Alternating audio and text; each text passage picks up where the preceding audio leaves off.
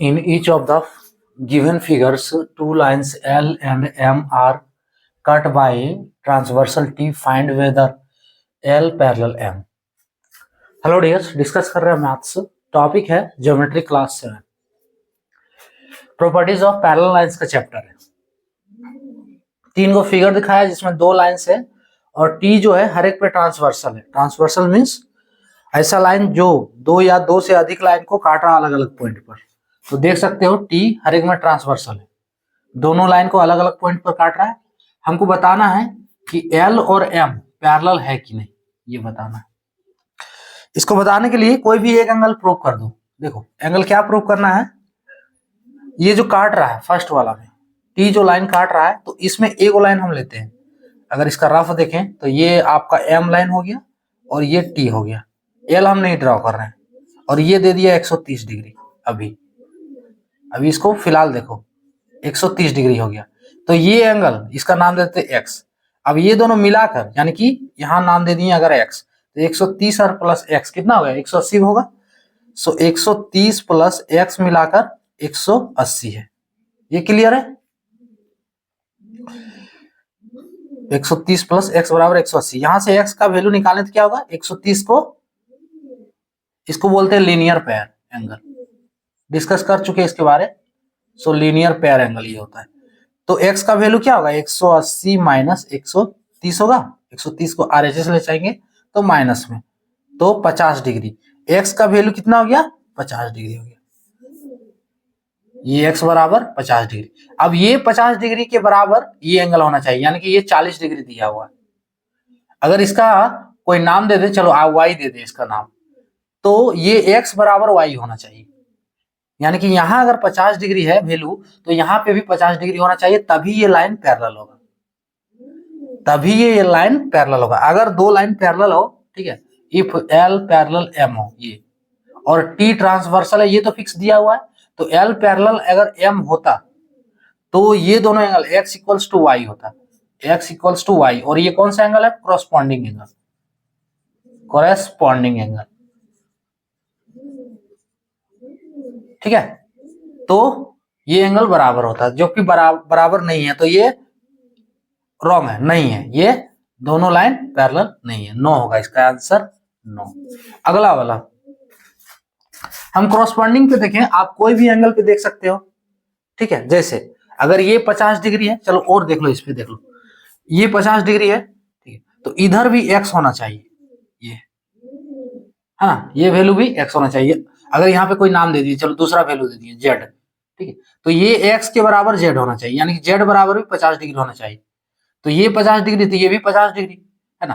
देखो x बराबर z, इसको कहते हैं अल्टरनेट एंगल, एकांतर कोण, ठीक है। तो ये 50 डिग्री हम कर देंगे, लेकिन फिर इस z से देखो ये 40 डिग्री हो रहा है, यानी z बराबर भी y होना चाहिए यहाँ पे।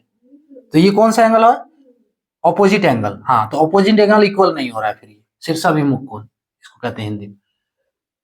तो कोई भी तरीके से आप चेक कर सकते हो। अगला वाला देखो, अगर जो पैरेलल है उसका सब एंगल रूल को फॉलो करेगा। जो रूल है कि 180 होना चाहिए जोड़ने पे या इक्वल होना चाहिए, हर एक रूल को फॉलो करेगा। देखो हम कोई भी एक लाइन में ले लेते हैं, ठीक है।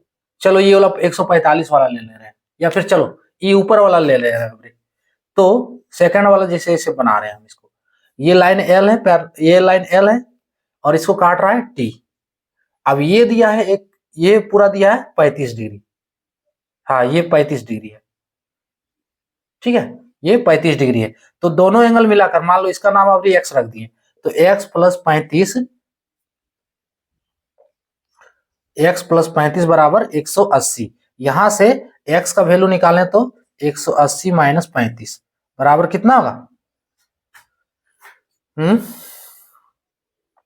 0, ये 5 हो गया, 45 डिग्री हो ना। 80 में 30 गया 50, 35 गया तो 45, 145 डिग्री, ठीक है। तो ये वैल्यू कितना है 145 डिग्री हमको मिल गया, ये हम निकालें तो,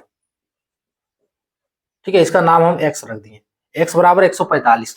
अब x बराबर 145, अगर L पैरेलल M है, L पैरेलल M होगा, T तो ट्रांसवर्सल है दिया हुआ, तो L पैरेलल M अगर ये कंडीशन है, if L parallel M, then x equals to 145 degree, और जो M के साथ बना रहा है एंगल ये भी 145 डिग्री होना है।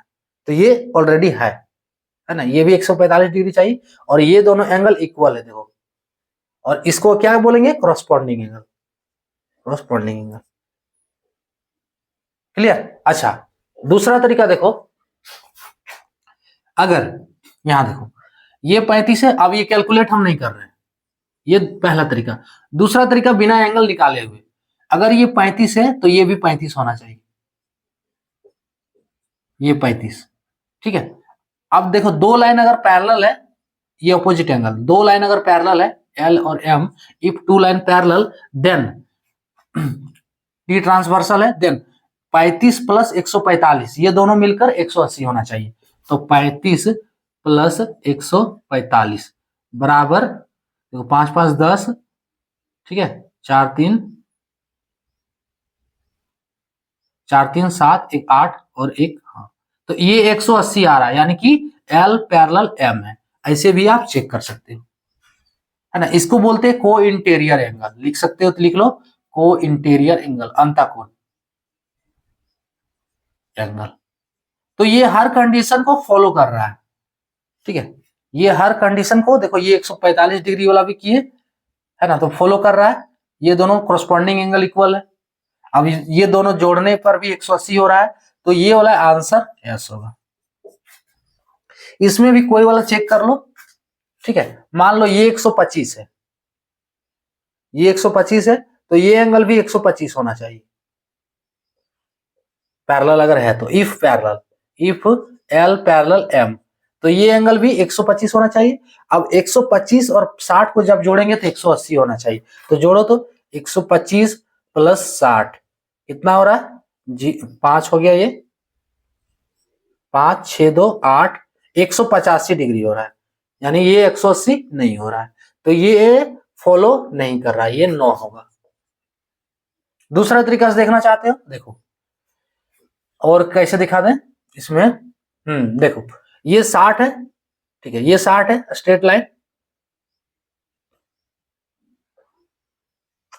ये 60 डिग्री है, ये कितना होना चाहिए, ये स्ट्रेट लाइन है तो ये एंगल 180 माइनस 60 120 डिग्री होना चाहिए।